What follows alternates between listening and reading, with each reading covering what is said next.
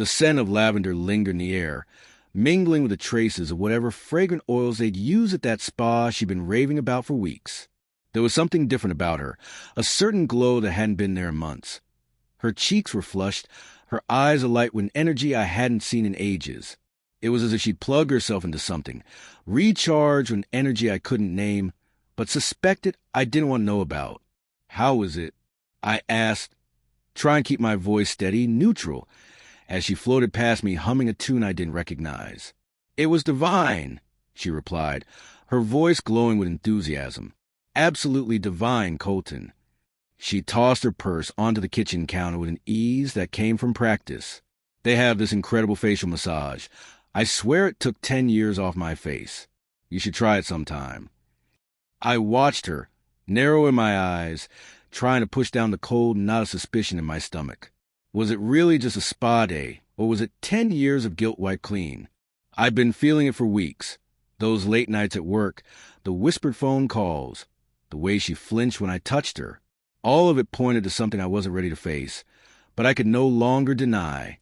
So I did what I had to do. I hired a private investigator. The report was a punch to the gut. Pictures, dates, times, all laid out in grim detail. The man she'd been with wasn't anyone I knew, just a younger guy from a gym, the kind of guy she probably thought made her feel young again. I'd spent the last few days contemplating my response carefully, shaping it, trying to focus my anger into something more controlled. I wasn't going to yell. I wasn't going to beg. I just wanted her to understand, to feel the sting of betrayal I was living with. "I'm glad you had fun," I said, forcing a smile that felt more like a grimace. "I actually made us dinner." She seemed surprised. Usually she was the one ordering takeout. "Oh, that's sweet," she replied, her voice too sweet, too insincere. "What did you make?" I gestured toward the dining room. The table was set with our finest china, silver gleaming under the soft glow of candles, her favorite flowers in the center, everything in place. She gasped when she saw it, her eyes wide. "Colton, this is beautiful," she said, her tone softening, almost apologetic. For a moment, I almost believed her. "Come sit," I said, pulling out her chair for her. She took a seat, a mix of awe and apprehension in her eyes. The only thing on the table was a covered platter. "I made something special just for you," I said, my voice tight, each word carefully measured. I lifted the clothes with a flourish, and underneath, there was no gourmet meal, no fancy dish. It was the investigator's report, neatly laid out on a large platter. The photos were arranged on top, her and the other man embracing in various poses, a grotesque collage of her betrayal. Her face drained of color as she stared at the evidence, her breath coming in short, shallow gasps.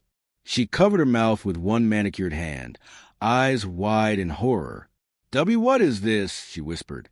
"It's a summary of your spa day, Melissa," I said calmly, my voice steady but cold. "Or should I say your gym day? You know, the one where you worked out so hard with that personal trainer of yours." Her knees buckled, and she collapsed to the floor, her legs giving way. She reached out toward me, her eyes full of terror. "Colton, please. It's not what it looks like," she begged, her voice trembling. "You don't understand." "Oh, I think I understand perfectly," I said, my voice now icy.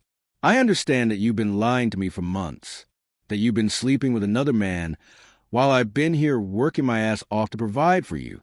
I understand that you're a complete fraud." Tears welled up in her eyes, and black mascara streamed down her face. She was a mess, a pathetic, broken thing. And for a fleeting moment, I almost felt sorry for her. But then that pity quickly turned to a searing anger, one that I couldn't quite suppress. "I'm so sorry, Colton. So sorry," she cried, crawling toward me, her voice desperate.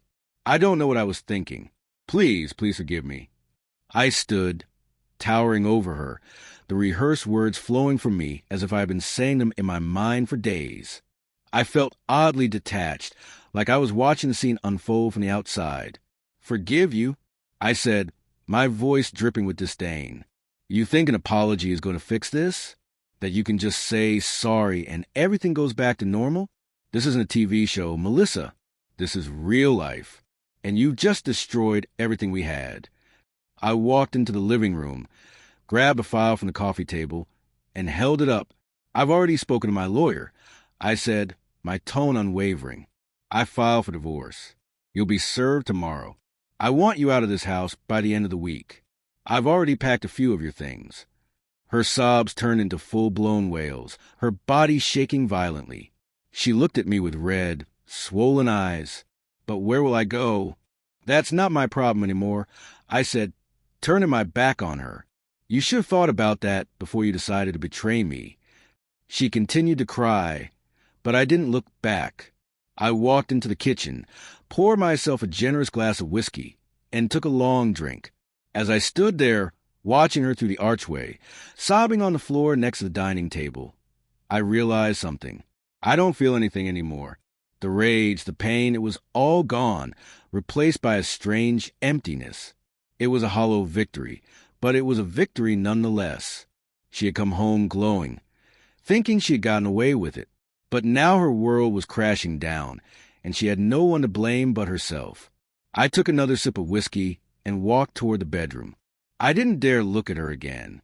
Her sobs echoed through the house, but I didn't acknowledge them.